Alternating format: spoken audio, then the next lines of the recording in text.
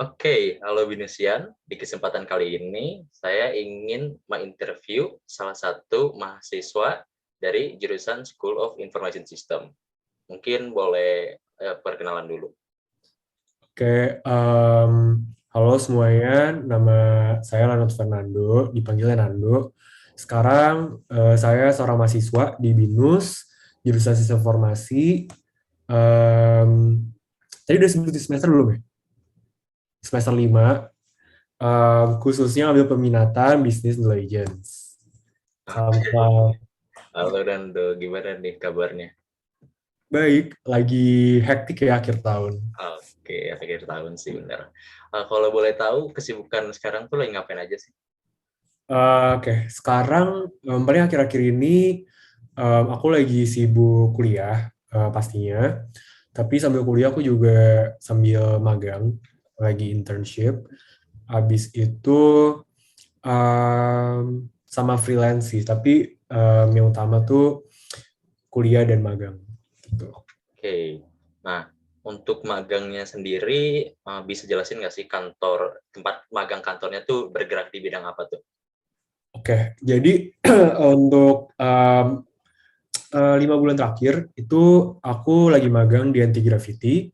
Jadi Anti Graffiti itu sebuah digital creative agency. Khususnya mungkin um, output yang dikeluarin dari company aku itu lebih ke website atau gamification buat ngebantu klien tuh bisa ngejalanin campaign mereka gitu. Oke, nah Nando sendiri di perusahaan itu internnya magangnya sebagai apa tuh? Aku sekarang sebagai UX research di sana. UX research ya. Boleh jelasin lebih rinci nggak sih UX research tuh ngapain aja kayak job desk-nya gitu?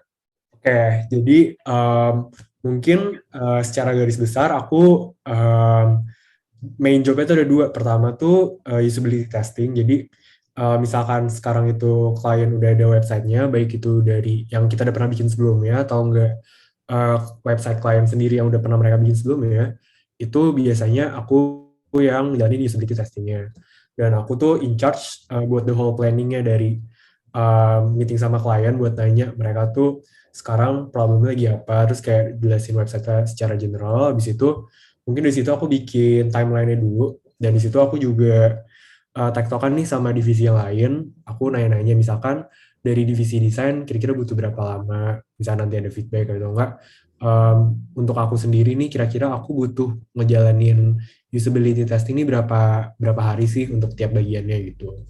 Nanti kalau udah aku biasanya kirim brief dari plan aku ini ke bos, nanti atasan aku ini yang bakal kirim ke klien. Nanti kalau emang klien udah oke, aku ngejalanin itu usability testingnya, dimulai dari aku nyari responden-responden yang mungkin cocok dan memang pas sama si persona si website ini atau si brandnya.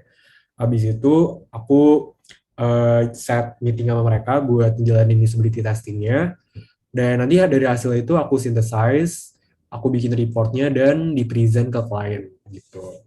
Oke, kurang lebih itu emang job umum dari UX researcher ya. Ya, Nah, kira-kira mungkin mau nanya sih, pelajaran pelajaran yang didapat matkul di kuliah tuh berguna nggak sih buat ngebantu job kamu? Kira-kira ada yang berguna nggak? Kalau dibilang berguna sebenarnya ada banget lah, karena um, mungkin mata kuliah yang berhubungan dengan UI itu cuman kita dapetin satu ya waktu itu ya di semester berapa gitu. Cuman um, di samping itu kita banyak banget mata kuliah kayak misalnya project management, kemudian research methodology. Nah di situ kan aku belajar banyak hal nih, mungkin dari research itu gimana sih kita bisa nge-plan research dari awal sampai akhir end to end. Terus dari project management aku juga belajar gimana sih caranya aku bisa nge-set timeline, dan juga aku bisa discuss nih sama divisi-divisi lain, karena kan misalkan aku kerja atau bikin timeline kan nggak cuma buat aku doang, tapi aku mesti bisa set sama divisi lain juga kan. Dan mungkin timeline yang aku bikin tuh nggak bisa terlalu lama sehingga nanti mungkin merugikan company aku. Misalnya lama-lama kan berarti kerjanya makin lama, terus company aku juga uh, bisa dibilang uh, bisa dibilang kerjanya makin lama gitulah Iya, juga, benar. karena aku setnya terlalu lama gitu kan.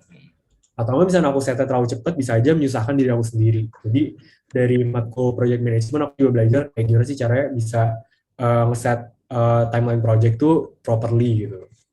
Oke, berarti kan biasa anak-anak tuh bilangnya mata kuliah nggak apa kepake, ternyata lumayan kepake ya. Iya Kebantu. sebenarnya kalau kalau dibilang nggak kepake, percaya deh pasti ada yang kepake kok kayak Hmm. dari kita pelajari walaupun emang mungkin kalau secara garis besar gitu misalkan mata kuliah yang lain itu tuh nggak terlalu sejalan dengan apa yang aku kerjain sekarang, cuman pasti aku yakin banget dari mata kuliah itu pasti ada sedikit-sedikit hal yang bisa kita ambil lah gitu. Iya, Karena aku percaya apa yang kita pelajari selama itu pasti nggak sia-sia gitu loh, pasti ada yang bisa kita ambil.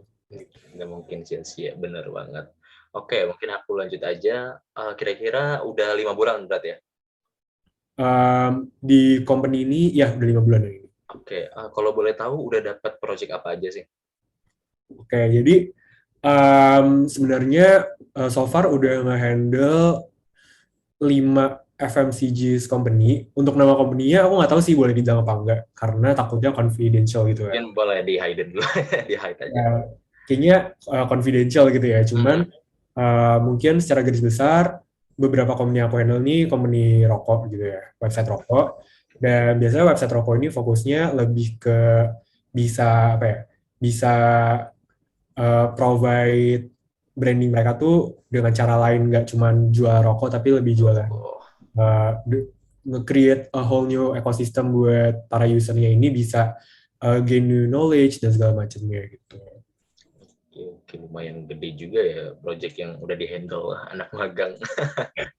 Nah, karena aku juga pas baru daftar, pas baru interview aku juga dibilangin nanti tuh aku bakal nge-handle-nya emang aku bakal terjun langsung gitu loh. Dan itu emang aku yang aku cari sih di sebuah internship. Karena di tempat intern aku sebelumnya tuh aku jujur kurang hands on ke project-project kayak gitu loh, cuma sekedar administratif doang. Jadi beruntung banget di tempat aku sekarang tuh aku bisa bener-bener hands on ke project yang uh, bisa dibilang udah gede gitu lah, gitu sih. Berarti bukan menjadi beban, malahan bisa menjadi buat jadi pengalaman ke depan ya, lumayan mendapatkan ini.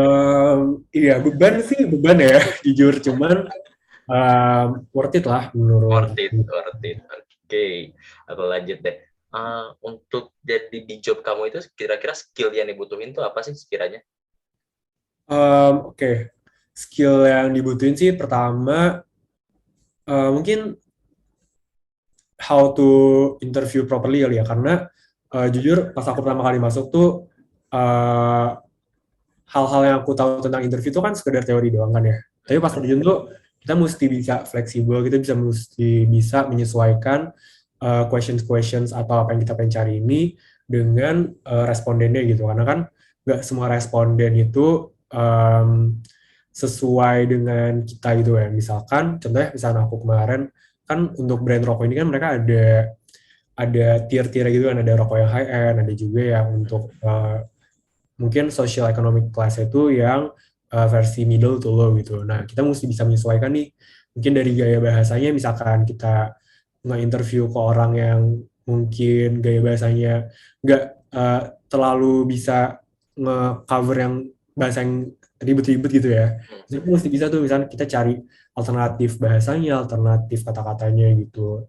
Jadi kita bisa menggali insight-insight dari user dengan lebih dalam gitulah sih gitu. Itu yang pertama sih mungkin how to interview properly ya. Terus pastinya skill-skill basic kayak misalkan pakai Figma, habis itu pakai Google Docs dan segala macam itu sebenarnya kepake banget sih, karena mungkin aku nggak langsung terjun buat bikin Figma dan segala macamnya, tapi pastinya nanti aku bakal tektokan nih sama tim UI, misalkan nanti ada feedback dari hasil report aku, muncul feedback misalkan UI-nya harus di ini nih, aku bisa bilang ke tim UI, nanti aku juga at the end of the day aku bisa ngecek nih apakah apa revisi yang udah aku kasih nih udah ditranslate dengan benar belum sih sama tim UI-nya. Jadi kalau kayak gitu aku mesti bisa ngerti pakai Figma ya kan, at least buat lihat-lihat gitu lah. Terus um, skills yang kepake sih selain itu sih tadi. Mungkin yang terutama tuh selain how to interview properly, skill ini juga sih, skill critical thinking, terutama pas kita lagi synthesize gitu kan, hasil reportnya berarti ini kan research-nya kualitatif gitu ya, dari hasil interview. Itu kita mesti bisa mengambil kesimpulan tuh dari banyaknya respons dan feedback yang dikasih dari user, itu kita mesti bisa analyze satu-satu, kita gain insights, dan akhirnya kita bisa bikin report yang nantinya tuh emang komprehensif gitu loh, nggak cuman permukaannya doang gitu sih. Bukan data mentah doang gitu langsung dijadiin itu ya. Eh, nggak cuma data mentah doang, karena kan si klien ini butuhnya tuh bukan masalah apa nih yang ada, tapi lebih ke masalah apa yang ada plus next thing to do-nya apa gitu. Jadi kita mesti bisa provide yang lengkap gitu sih.